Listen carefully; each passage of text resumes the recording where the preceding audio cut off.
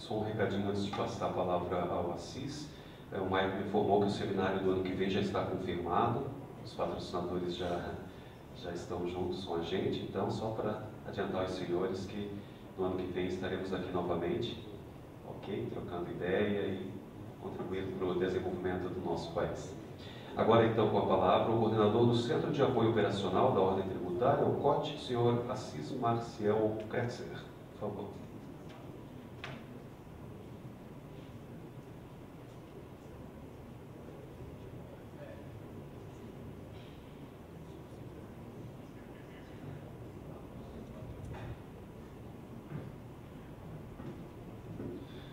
Muito bom dia a todos e a todas.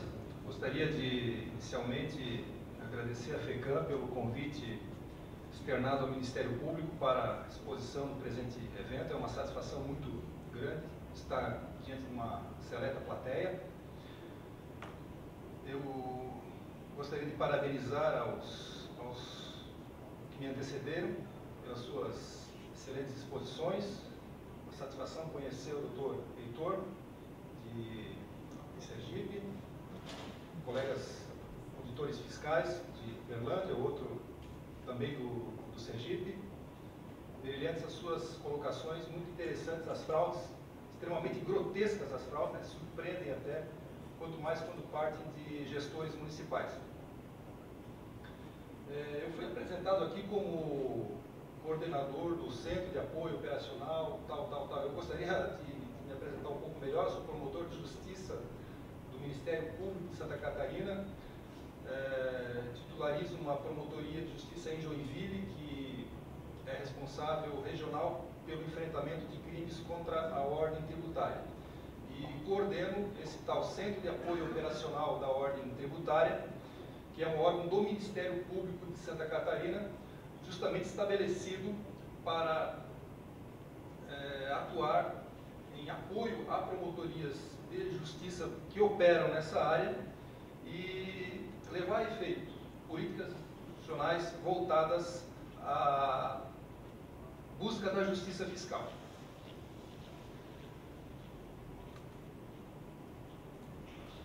Estou aqui para falar sobre os reflexos da atuação do Ministério Público no combate às fraudes fiscais. Mais especificamente, eu pretendo expor algumas impressões e apontar o que efetivamente o Ministério Público de Santa Catarina vem desempenhando no enfrentamento de crimes contra a ordem tributária. Os senhores sabem, no âmbito estadual, nós defendemos o próprio erário estadual e o erário dos municípios. Obviamente isso é feito por amostragem, certo? Mas, como em tudo que diz respeito à persecução penal, existe a tal da cifra negra e se faz aquilo que efetivamente é possível. Mas eu posso afirmar assim de cadeira que em Santa Catarina a desempenha do Ministério Público quanto a essa função é feita de uma forma muito bem sucedida. Apenas a título de comentário, falar um pouco da importância dos tributos, né, como contribuição para o custeio do Estado, como a garantia da consecução de todas as políticas públicas. Isso todos os senhores sabem, né? Indico isso apenas como uma forma de justificar aquilo que o direito penal tutela como ordem tributária. O que o Ministério Público faz, basicamente, é dar uma consequência penal à atuação administrativa do fisco. E o faz justamente para quê? Para defender o erário, em última análise, o cidadão. É muito difícil colocar na condição de um persecutor penal de crimes fiscais, porque todos os senhores sabem daquela velha colocação do vai prender bandido, vai processar bandido, e há realmente uma tendência ainda estabelecida no Brasil de que sonegador não é criminoso, quando na realidade é um criminoso em potencial, talvez os mais nocivos ao funcionamento adequado do Estado. É um cidadão que está aqui presente, tive o prazer de conhecer antes dos trabalhos, mencionou para mim que a sua impressão, no sentido de que a sociedade como um todo, os empresários em geral, procuram evitar a tributação justamente pelo desgosto que tem quanto aos governantes, quanto aos resultados da atuação estatal, quanto à contrapartida que os governos trazem ao cidadão. E ele tem toda a razão. Há realmente esse descontentamento, há realmente essa tendência. Mas nós não podemos efetivamente admitir isso, nós não podemos usar isso como justificativa para não atuar, muito menos podemos passar a mão na cabeça de quem, em última análise, se coloca na condição de deter o direito de sonegar em função de uma inércia estatal. Eu, sendo de Joinville, conheço um time lá que todos aqui conhecem, que é o Joinville Esporte Clube, né? Estava lá na Série A, caiu para a Série B, caiu para a Série C, hoje está na Série D, mal consegue ganhar com um tal de Tubarão ali nesse caça-níquel aí, que é essa Copa Santa Catarina. E isso decorre do quê? Isso é azar, isso é por causa do jogo? Não, realmente é falta de gestão, é falta de base, é falta de comprometimento com a causa. Né? E do que isso decorre? Por que eu estou traçando esse paralelo? Porque o empresariado local de Joinville e região sabe que a administração do clube é o samba do crioulo doido e não vai botar dinheiro lá de jeito nenhum, ninguém é trouxa. Então, realmente, isso se explica, né? O descontentamento explica, de certa forma, o descomprometimento do cidadão com a causa do Estado. Explica, mas não justifica. Né? Nós precisamos separar esses fatores, devemos compreender a sensação coletiva de desgosto para com variadas administrações públicas, municipais, de Estado, próprio governo federal, mas é papel do Ministério Público, sim, defender a ordem tributária e, sobretudo, fazer valer a arrecadação do Estado através da persecução penal.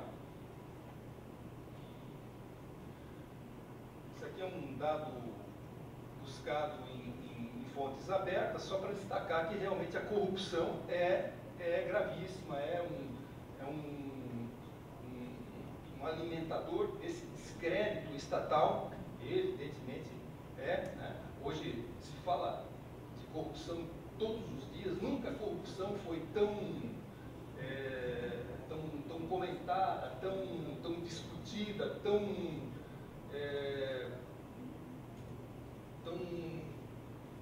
alvo de interesse. Né? Hoje o cidadão sabe a composição do Supremo Tribunal Federal, coisa que há muito pouco tempo atrás não acontecia. Hoje o cidadão sabe quem é o presidente do Congresso Nacional, há muito pouco tempo não ocorria.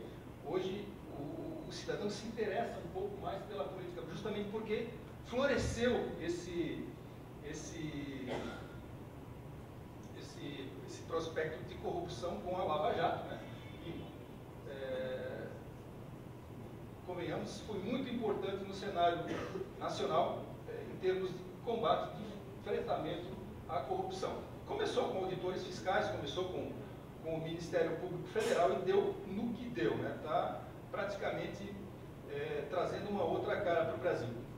Agora, a sonegação fiscal, ela tem um efeito impactante muito mais intenso do que a própria corrupção. Os dados são reveladores, né? Há estudos de que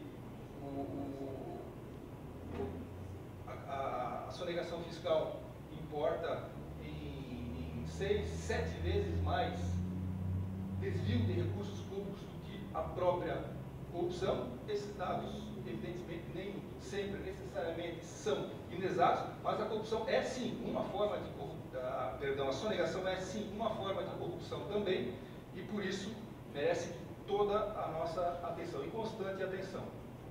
Mas então, com relação à sonegação, nós não falamos ainda nem na inadimplência, quanto mais que essa agora está gritando, muito maior até do que a sonegação, porque a pessoa declara e para a gente perseguir essa cobrança aí demora um bocado mais, não dá nem computar. Exatamente. Na verdade, essa inadimplência do contribuinte em relação ao tributo declarado, mais especificamente em Santa Catarina, nós temos atuado veementemente na questão do ICMS. A gente trata como sonegação também, né? Não é uma sonegação que importa em fraude, necessariamente resultante de fraude, mas nós tratamos como sonegação também. Como será explorado mais adiante,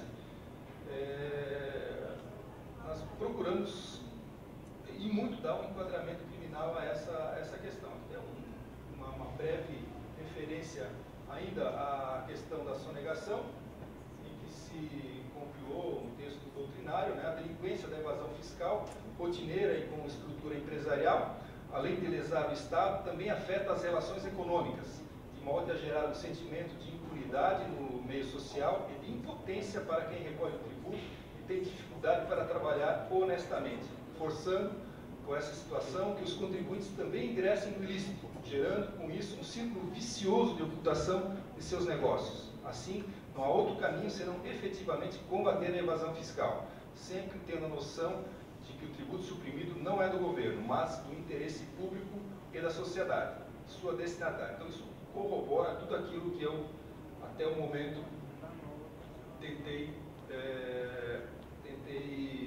explorar. Ainda em linha com temática aqui colocada, nós vamos falar um pouquinho sobre a persecução penal do Ministério Público, justamente o combate à fraude fiscal. Já falamos aqui que a sonegação fiscal importa em perda de arrecadação aos municípios. Nós somos quase 6 municípios, temos quase 6 municípios no Brasil, aos seus estados e à União. Então, diante dessa problemática, da necessidade de se buscar fazer valer o caráter preventivo e repressivo da sanção penal, passou o Ministério Público de Santa Catarina a interagir com instituições parceiras, notadamente no nosso estado, a Secretaria de Estado da Fazenda, com vistas a ter acesso a dados não sujeitos a sigilo constantes do chamado Sistema de Administração Tributária, que é o sistema da Fazenda Local, e a partir daí ter as informações necessárias para estabelecer um fluxo adequado de procedimento e de processo criminal. A gente vai falar um pouco mais sobre isso adiante. E o objetivo, evidentemente, não poderia ser outro senão a recuperação de valores sonegados e, sobretudo, o estabelecimento, como eu disse, gosto de reiterar isso, do caráter preventivo da sanção penal. Se sabe que num determinado estado a falta de recolhimento do tributo declarado, não sei como é que o Ministério Público Estadual encara isso lá no estado de Sergipe, se sabe que a persecução penal efetivamente acontece, o contribuinte tende a agir de uma maneira diferente. Isso é o quê? Isso é prevenção, é o caráter preventivo da sanção. E é isso que, como resultado de atuação da instituição, muitas vezes não consegue se mensurar, assim como não é possível a mensuração do resultado da atuação do Ministério Público, como foi dito aqui, em sede de improbidade administrativa, né, com a busca do processo através da Lei 8.429. Então, não se mensura, mas se sabe que os resultados efetivamente existem. Nós, em 2016, portanto, acabamos por lançar esse programa de combate à sonegação, sobre o qual vamos falar um pouco mais adiante sobre os passos pelos quais se efetivou. O programa foi iniciado em 2006 com o intuito de buscar a responsabilização criminal dos infratores da legislação tributária. Pretendia-se, com isso, aumentar a eficiência institucional no combate à sonegação fiscal, por meio da instalação de promotorias regionais, padronização da atuação dos órgãos de execução ministeriais e acesso à tecnologia necessária para que o fluxo dessa atividade de persecução penal pudesse ser eficientemente levado a efeito. Em 2000, foram iniciadas tratativas com a Secretaria de Estado da Fazenda e o Ministério Público de Santa Catarina foi pioneiro nisso, visando a formalização de uma parceria que possibilitasse o conhecimento das fraudes fiscais. Né? Não se poderia esperar, como muitos ingenuamente acreditavam, que sem nenhuma base de informação e de acesso, algum delegado de polícia em alguma delegacia pudesse instaurar um inquérito policial por crimes fiscais. Né? Se viu isso, eu nunca vi.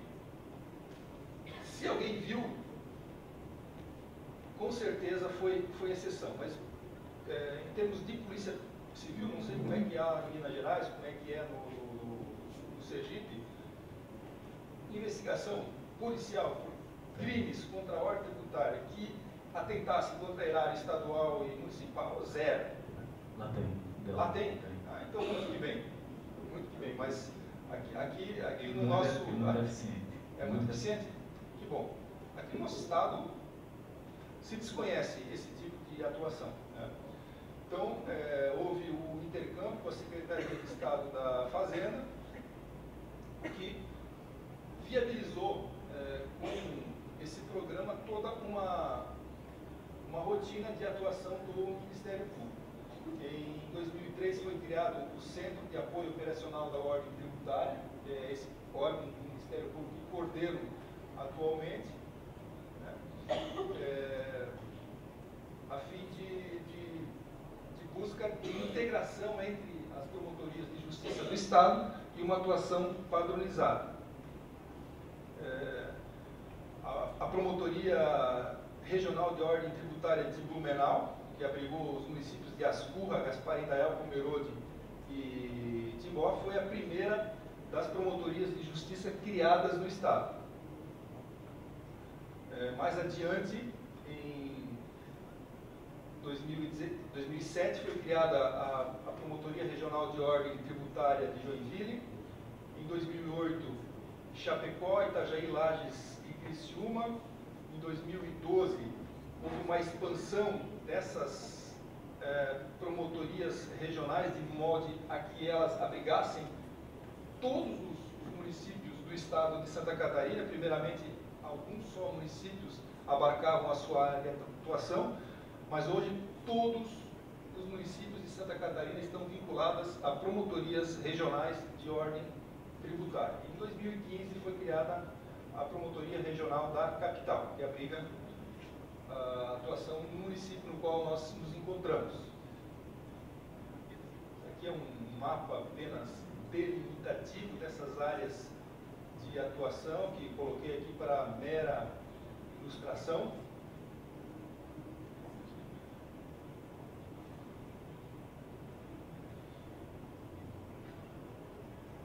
Está lançando aqui, ó, que legal. Então, Blumenau foi a primeira, 2006, só para quem não conhece, não consegue se situar bem no estado. Joinville foi 2007, daí Chapecó foi a seguinte, 2008, Criciúma, 2008, no sul do estado. Mais adiante surgiu a Promotoria Regional de Itajaí, de Lages ainda em 2008, abrigando aí uma grande extensão territorial em variados municípios. Depois, finalmente, surgiu a Promotoria Regional de Ordem Tributária da capital. Então, traçando um pouco os pontos positivos desse programa de combate à fraude fiscal, à sonegação fiscal, pode ser dito de uma maneira ou de outra, foi viabilizado então um diálogo com a Secretaria de Estado da Fazenda, o estabelecimento de rotinas de atuação e padronização de procedimento, a uniformização da atuação em todo o território nacional e o acompanhamento da nossa coordenação em relação à atuação de todas as promotorias. Em síntese, para que haja a compreensão dos senhores, as promotorias regionais de ordem tributária recebem da Fazenda Estadual, através das suas secretarias regionais, as notícias criminais dos delitos contra a ordem tributária constatados nas respectivas áreas de abrangência, ou seja, com base nas notificações fiscais e na constituição definitiva de créditos tributários, a Fazenda informa e tem a obrigação de informar ao Ministério Público para que se dê o reflexo penal àquelas infrações constatadas. Aí o que o Ministério Público faz? Instaura um procedimento e, antes de qualquer coisa, procura identificar quem é o representante legal da empresa noticiada, ou seja, aquela que foi muitas vezes auditada e que acabou sendo infracionada pelo fisco.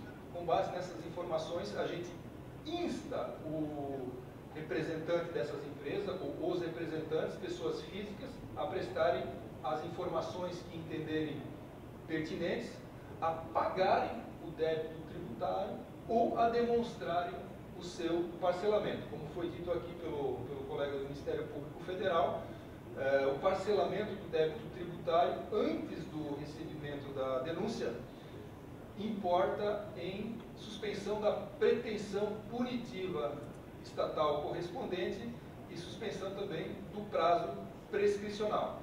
Já a quitação do débito importa, segundo a lei federal competente, em extinção da punibilidade do sonegador. E isso é reconhecido no âmbito dos tribunais, infelizmente, até depois do trânsito em julgado da sentença condenatória. Ou seja, o sonegador, em tese, pode se valer de todos os recursos possíveis e imagináveis para evitar uma condenação. Ele se sujeita aos riscos do processo, na verdade não é risco, porque no final ele pode pagar e se ver livre, né? Ele vai tentando a absolvição até onde puder. Primeiro aqui em São José, depois no Tribunal de Justiça de Santa Catarina, aqui em Florianópolis, depois no STJ, depois lá com o Gilmar Mendes, que é mais fácil, né? E pronto. Se não conseguir, vai lá e paga, e dá tudo certo. Então, o sonegador do tratamento no Brasil é esse, certo?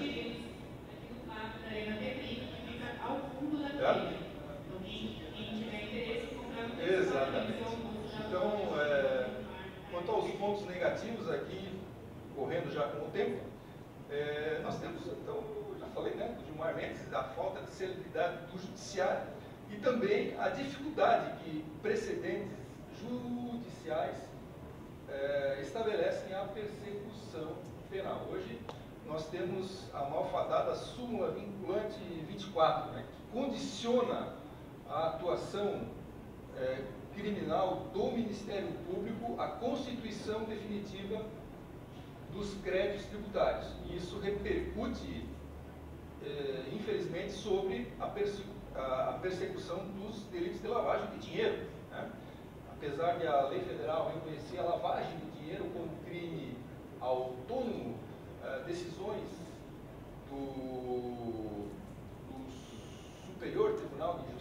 por exemplo, tem entendido que, como o crédito tributário alusivo à sonegação não está definitivamente constituído, nós não temos o crime antecedente da lavagem de dinheiro consumado. Então não tem lavagem de dinheiro.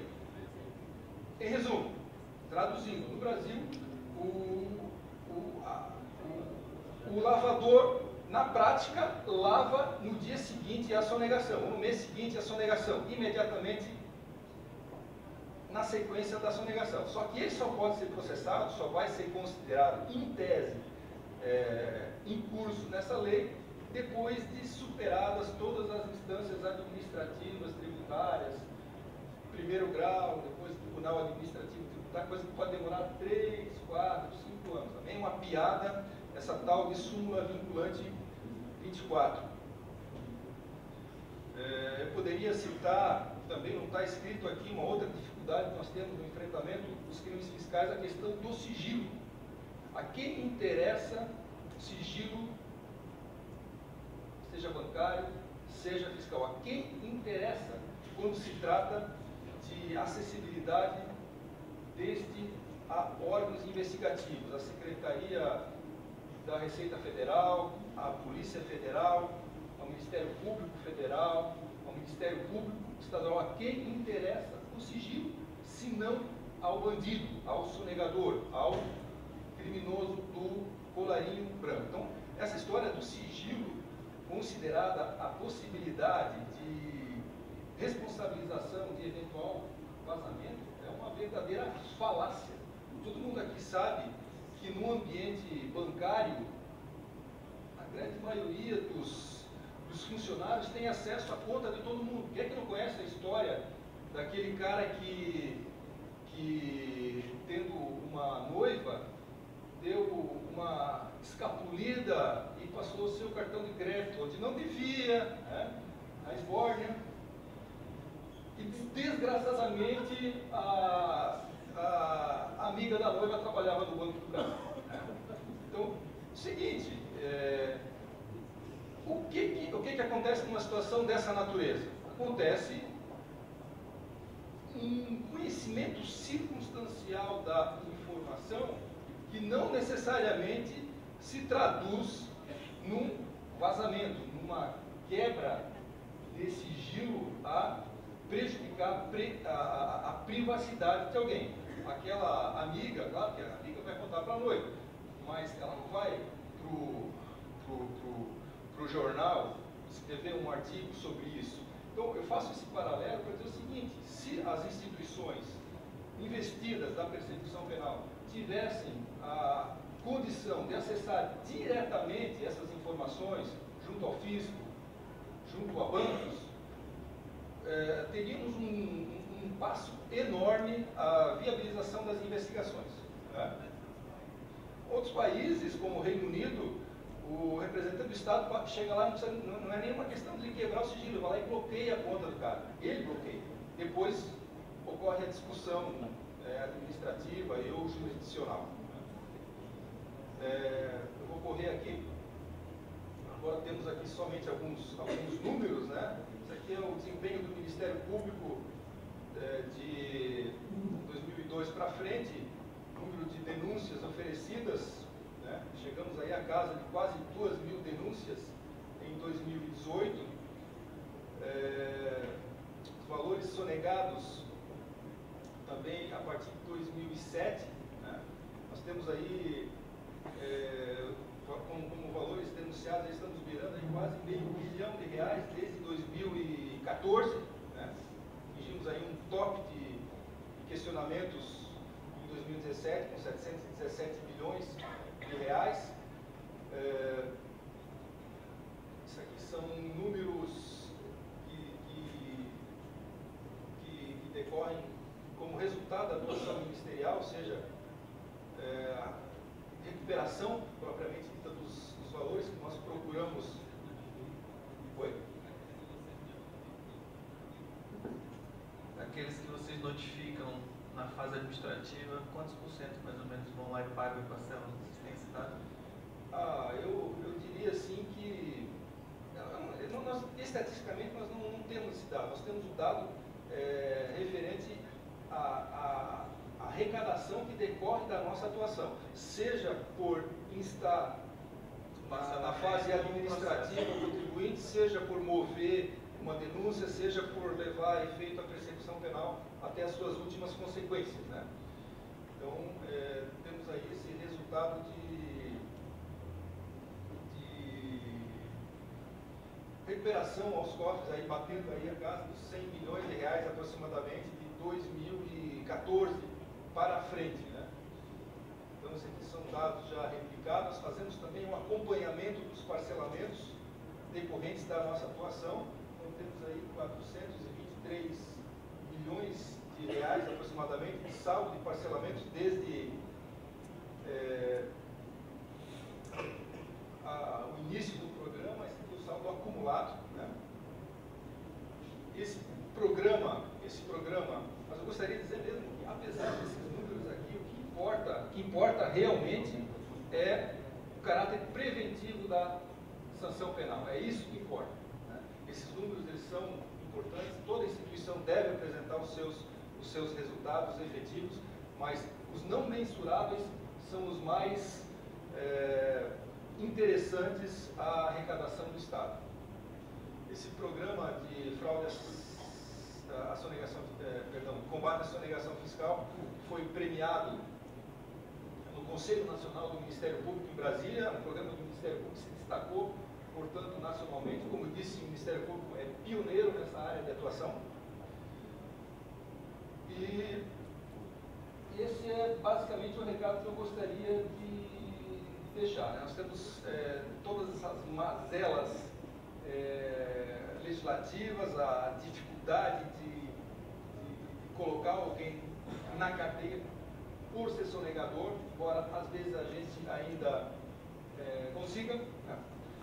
E agora, nós não abrimos mão de exercer esse munus. Nós temos também os GAECos, que são grupos de atuação especial no enfrentamento ao crime organizado.